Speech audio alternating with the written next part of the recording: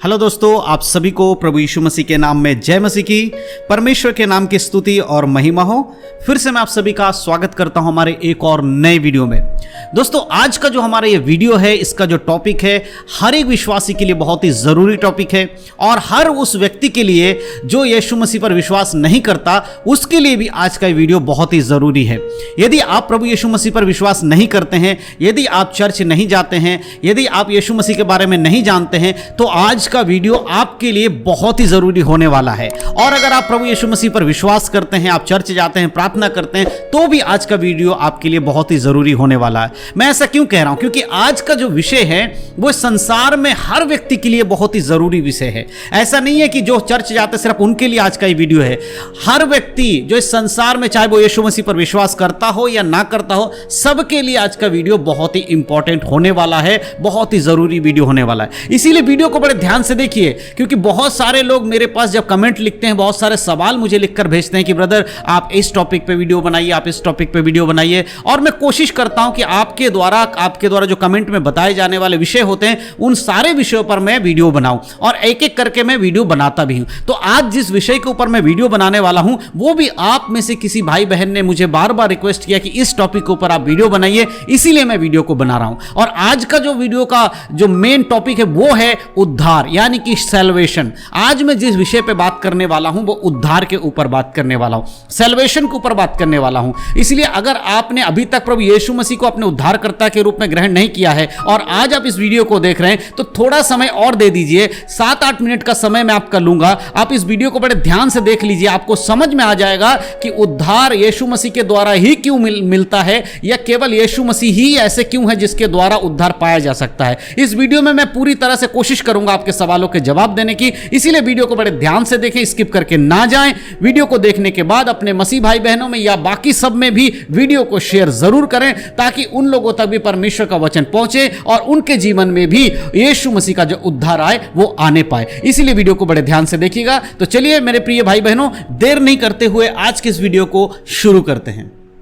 तो जैसे कि मैंने कहा कि आज मैं बात करने वाला हूं उद्धार के ऊपर, यानी कि सैल्वेशन के ऊपर। बहुत सारे भाई बहनों ने हमें कमेंट करके ये कहा था कि ब्रदर आप उद्धार के ऊपर एक वीडियो बनाइए जिसमें आप बताइए कि मनुष्य के लिए उद्धार कैसे मिल सकता, मनुष्य को उद्धार कैसे मिल सकता है, कैसे एक पापी व्यक्ति इस संसार में रहते हुए स्वर्ग के लिए अपनी जो मंजिल है स्वर्ग जाने की, उसकी ओर जाने के लिए कौन सा मार्ग अपनाए जिससे कि वो मरने के बाद, यानी संसार से जाने के बाद स्वर्ग में प्रवेश कर सके। तो आज मैं आपको ऐसी बातें बताने वाला हूं जिससे आपको समझ में आएगा कि आप अपने पापों से मुक्त होकर कैसे स्वर्ग में प्रवेश कर सकते हैं। सबसे पहले एक बात आपको समझना होगा, इस जगत में जितने भी लोग जन्म लेते हैं सबके सब पापी हैं। ऐसा कोई नहीं है जिसने कभी कोई पाप नहीं किया सिवाय यीशु मसीह के। यीशु मसीह को छोड़कर, यानी कि सिर्फ यीशु मसीह इस जगत में ऐसे हैं जिनके जन्म का कोई पाप उनमें नहीं है, उन्होंने जीवित रहते हुए कोई पाप नहीं किया। उनके अलावा सभी ने, चाहे वो आप हों, चाहे मैं हूं, मेरे पूर्वज हों, आपके पूर्वज हों,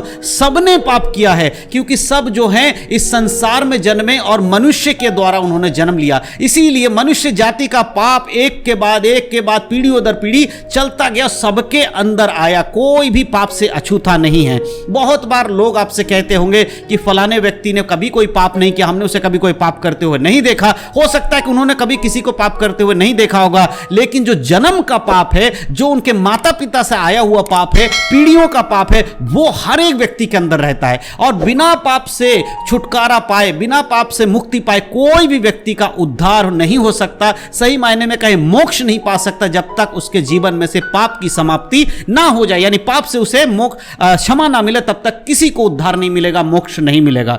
अगर हम बाइबल का एक वचन पढ़ते हैं तो वहां साफ रीति से लिखा, रोमियो की पत्री उसका 3 अध्याय के 23 आयत में इस प्रकार से लिखा है, इसीलिए कि सबने पाप किया है और परमेश्वर की महिमा से रहित है। परमेश्वर का वचन यहां कहता है कि सबने पाप किया है, इसीलिए कि सबने पाप किया है, इसीलिए परमेश्वर की महिमा से क्या है, वो रहित है। मेरे प्रियो, आज जगत में शुरुआत से लेकर जब से मनुष्य की उत्पत्ति हुई है तब से आज तक जितने लोग माता पिता के द्वारा इस पृथ्वी पर जन्म लेते हैं, यानी कि एक पुरुष और स्त्री के द्वारा जितने लोग इस पृथ्वी पर जन्म लेते हैं, उन सब ने पाप किया है, उन सब के जीवन में पाप है।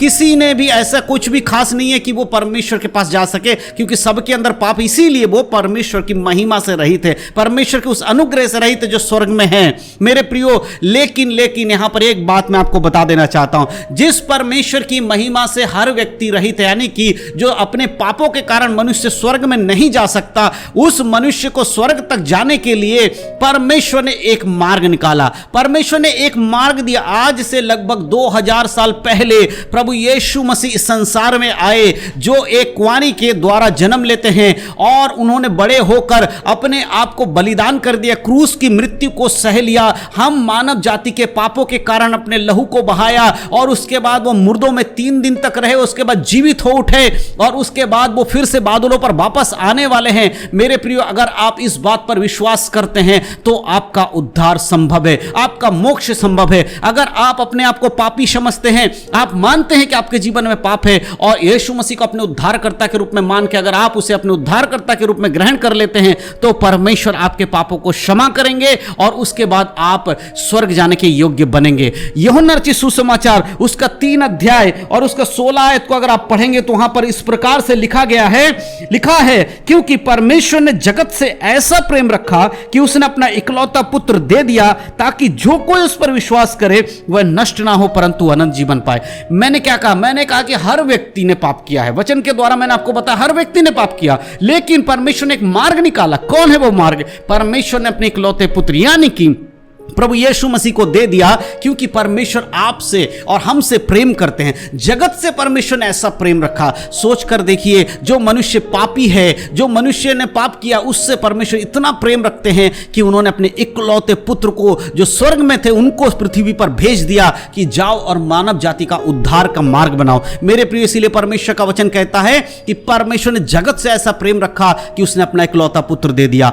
अब जो कोई भी उस पर विश्वास करेगा वो नष्ट नहीं होगा परंतु अनंत जीवन पाएगा, यानी कि वो अपने पापों के कारण नरक में नहीं डाला जाएगा, परंतु यीशु मसीह के कारण वो स्वर्ग में चला जाएगा। अगर आप उद्धार पाना चाहते हैं तो एक ही मार्ग है आपके पास, एक ही रास्ता है आपके पास, और वो है प्रभु यीशु मसीह। अगर आप अपने जीवन के पापों को मान लेते हैं और परमेश्वर के पास आकर अपने पापों के प्रति क्षमा मांगते हैं और यीशु मसीह के नाम से परमेश्वर से क्षमा मांगेंगे, प्रभु आपको क्षमा करेंगे और आपका उद्धार हो पाएगा। इस बात को हमेशा याद रखिए। देखिए मेरे प्रियो, मैं आपको एक बात बता देना चाहता हूं। इस संसार के प्रथम मनुष्य यानी आदम के बारे में इस प्रकार बाइबल बताती है कि आदम ने और हव्वा ने पाप किया, परमेश्वर के विरोध में जाकर पाप किया, और परमेश्वर ने उन्हें उस वाटिका से निकाल दिया, और उसके बाद जितने भी लोग इस पृथ्वी पर आए सबने पाप किया। क्योंकि आदम के द्वारा जितने लोगों ने जन्म लिया, माता पिता के द्वारा यानी स्त्री और पुरुष के द्वारा जो भी जन्मे, वो सब पापी ही जन्मे। क्यों? पहले व्यक्ति ने पाप किया था। पहला व्यक्ति कौन था? आदम था। अगर रोमियो की पत्री 5 अध्याय के 12 आयत को पढ़ेंगे, यहां लिखा है, इसीलिए जैसे एक मनुष्य के द्वारा पाप जगत में आया और पाप के द्वारा मृत्यु आई, और इस रीति से मृत्यु सब मनुष्य में फैल गई क्योंकि सबने पाप किया। यहां पर वचन साफ रीति से बताते एक व्यक्ति के वजह से, यानी कि शुरुआत में जब परमेश्वर ने आदम को बनाया, उसके द्वारा जो पाप किया गया उसकी वजह से पाप हुआ और पाप की वजह से मृत्यु आई। यहां शारीरिक मृत्यु की बात नहीं हो रही मेरे प्रियो, यहां पर आत्मिक मृत्यु की बात हो रही है। एक व्यक्ति जब इस संसार में जन्म लेता है तो उसके बाद उसका मरना तय है, लेकिन जब बाइबल किसी दूसरी मृत्यु के बारे में बात करती है तो वो आत्मिक मृत्यु, पाप के वजह से हमारी आत्मा मरी हुई आत्मा है। जो व्यक्ति पाप में है उसकी आत्मा मरी हुई है। और क्यों ऐसे हुआ है? क्योंकि आदम ने पाप किया है, इसीलिए उसकी आत्मा मरी हुई है और मृत्यु सब में फैल गई। यानी सारे आत्माएं, जिन मनुष्य में आत्मा है, सारे मनुष्य के अंदर पाप होने के कारण उनके अंदर मृत्यु का जो है प्रबलता बढ़ गया। लेकिन मेरे प्रियो, यहां घबराना नहीं है, यहां डरना नहीं है। परमेश्वर कहता है जैसे एक व्यक्ति के कारण सारे जगत पर पाप आया और पाप के कारण मृत्यु आई और सब में फैल गई, उसी प्रकार एक के कारण उद्धार आया, जीवन आया, और उसकी वजह से अब हर व्यक्ति